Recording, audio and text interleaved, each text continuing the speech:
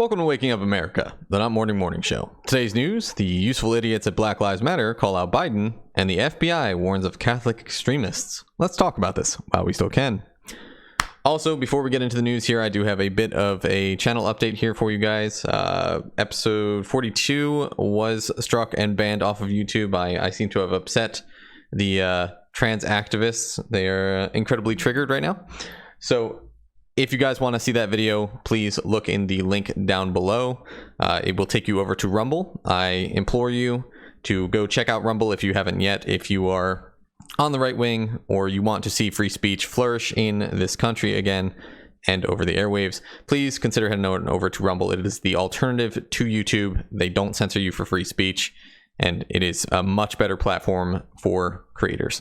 Okay, that being said, I also have some other news here. Been sitting here wondering why the YouTube's growing and why the Twitter's not growing. It would probably help if I was giving you the right hashtag. Follow us on Twitter at Waking America Up. I've been giving out the wrong one this entire time, so if you went out there trying to look for it, please consider heading on over to Twitter and following us there. Again, before we get into the news here, please consider heading on over to Rumble, and you guys can find the channel. It looks like this, Waking Up America News, and you guys can follow there and check out our content.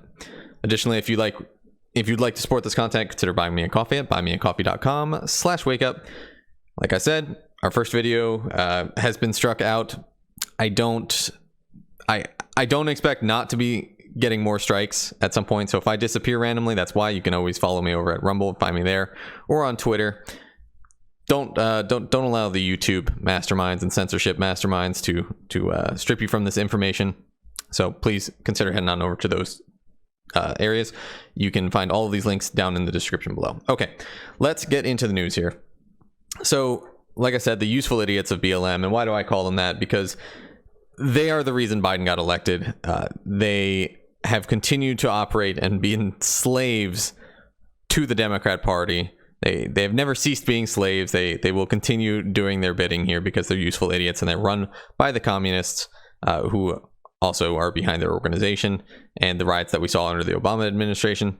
So they're upset. They can't see the writing on the wall.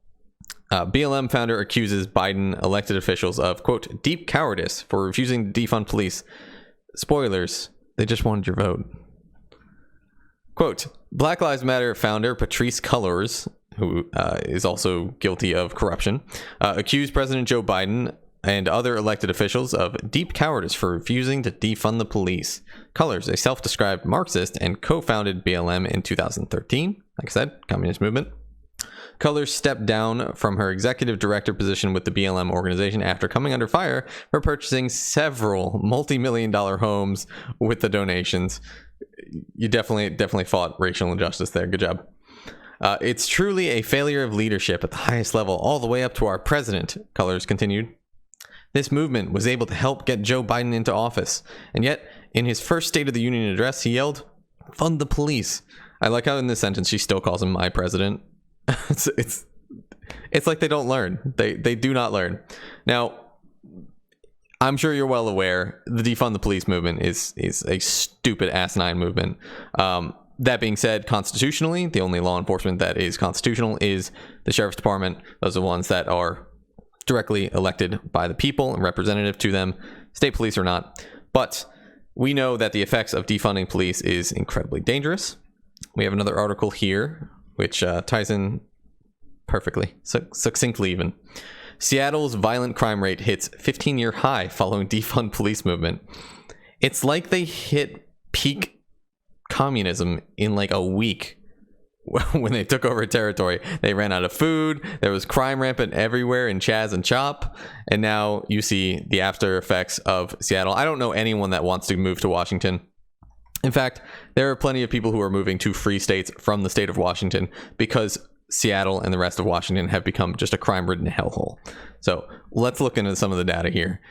Seattle's violent crime rate reached a 15-year high in 2022, according to stats recently released by the Seattle Police Department.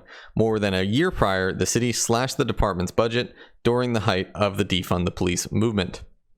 Homicides spiked approximately 24% last year compared to 2021, which is still under the whole Chaz and Chop situation. So that's higher than its peak, 24% higher than its peak.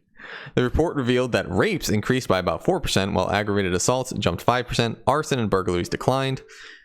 In total, 5,591 violent offenses were reported in 2022, and there were 39 fatal shootings and 52 total homicides in Seattle alone last year. That's a crazy number.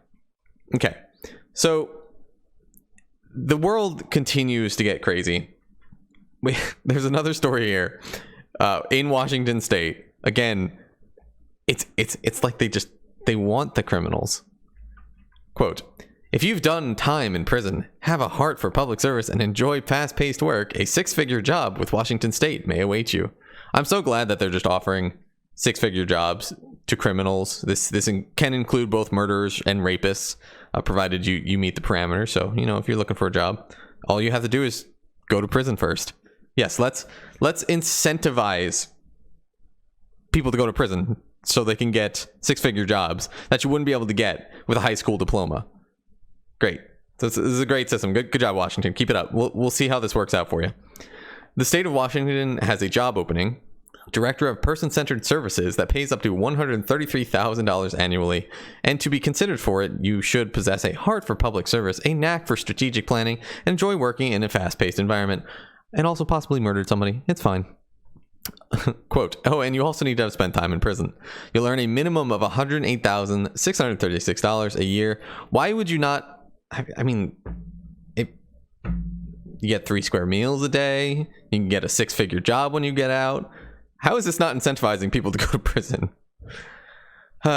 Okay, so as if this wasn't bad enough, we're gonna pivot a bit here over to the FBI situation. So we've seen over the past several years with the censorship and the FBI operate false flag operations, like the Gretchen Whitmer situation, where the entire cabal of kidnapping Gretchen Whitmer was like 90% FBI agents coordinating it. It doesn't stop, but the FBI has come out with a new message here. Quote, "The FBI warns radical traditionalist Catholic ideology attracting violent extremists," according to a leaked internal memo. This is absolutely ridiculous. While we have literally Washington State burning down from Antifa protesters, communists, and BLM, the FBI continues to be a political organization here and continues to go after law-abiding citizens, religious folks, and anyone on the right wing. The FBI's Richmond field office allegedly claims it had increasingly observed interests of racially and ethnically motivated violent extremists in radical traditionalist Catholic ideology. This is such a clown world. Presents opportunities for threat mitigation through the exploration of new avenues of tripwire and source development. So what this means is, essentially, this offers opportunities for us to look good while we stage operations. That's why they say tripwire, honeypotting, setting up Catholic organizations to take the fall. I mean, they need to paint religion as being bad and evil. So this is the route they're taking.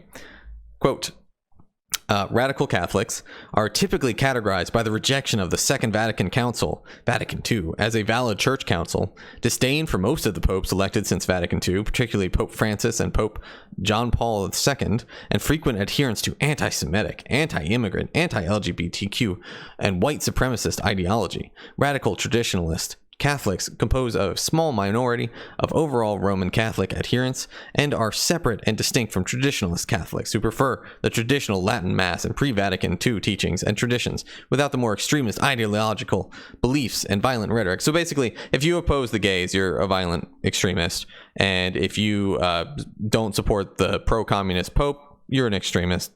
In fact, you're probably on the FBI watch list now. If you go to church, awesome.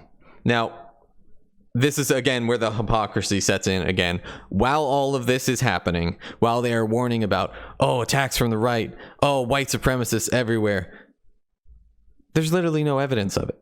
In fact, there's evidence to the opposite. Political motivated attacks and assassinations are on the rise, and they do not come from the right wing. They come from the left wing. Second Republican, New Jersey lawmaker shot dead within a week. Let that sink in. There are political assassinations happening today. They're not reporting on it. This is not being reported by the media at all. The mass media doesn't care as long as it's on the right wing and doesn't fit their narrative. This is going to continue. The flames have been stoked by the left.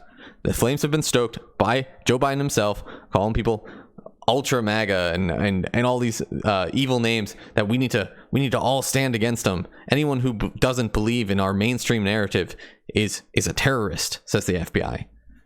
Let's continue. A second Republican New Jersey council member was shot dead Wednesday, just a week after a first was gunned down outside of her home. Saraville Councilwoman Eunice Dwumfor, that's quite the name, was killed by an unidentified gunman outside her home in what police called a targeted attack. Heller's killer was later found dead from a suspected self-inflicted gunshot wound. Isn't it convenient this usually happens? The pair of killings come as Democrats have sought to blame their enemies for fomenting political violence against their party members and also push gun control. Quote, Heller was killed less than 15 miles from where Dwumfor was found, dead in her SUV with multiple gunshot wounds. Her killer is still at large, and New Jersey Governor Phil Murphy, Democrat, attributed both deaths to it's gun violence. It's not political violence. It's just gun violence. Yeah, the state that has had incredible gun control for generations and a full Democrat stronghold. When the Republicans just randomly die, it's just gun violence. No, it's not political assassinations. Let's just ignore it.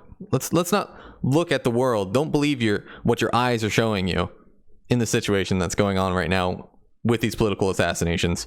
These are going to ramp up over the next 2 years. You can guarantee it.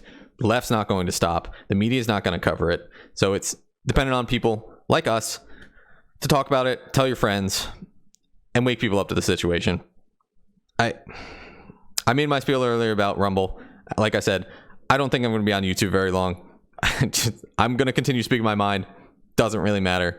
If you guys want to support that and you guys want to see it, please consider heading on over to Rumble. Greatly appreciate you guys for that as well. Please follow us on Twitter at America. I almost did it again. At Waking America Up.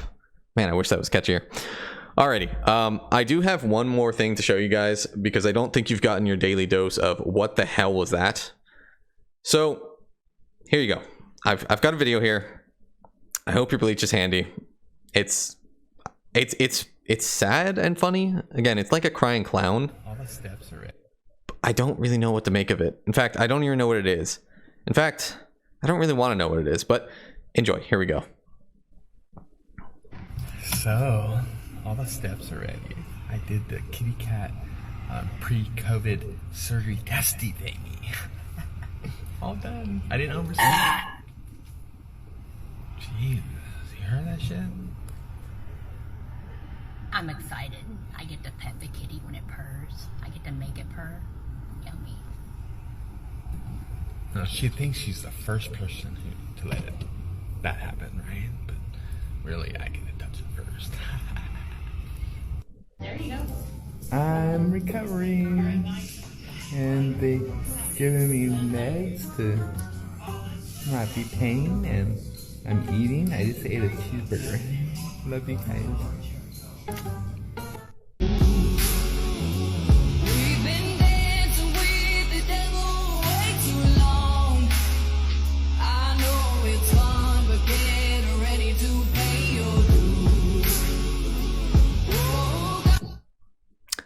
It puts the lotion on the skin or else it gets the hose again. I had to see that, so you have to see it now too. That's all I can say. I honestly don't even have anything else to say to it. It speaks volumes. Again, if you guys enjoyed this content, please follow us on Twitter at Waking America Up. Please, I implore you, head on over to Rumble and follow us over there on our Rumble page. I will continue speaking my mind. Hey, that's me. Over on our Rumble videos. And if you would like, please watch episode 42. It has been banned on YouTube. It is over there as well. Thank you guys so much for watching. Greatly appreciate it. Stay in the fight. Keep speaking the truth to people. Tell your friends. Wake them up. And keep around in the chamber. Signing off.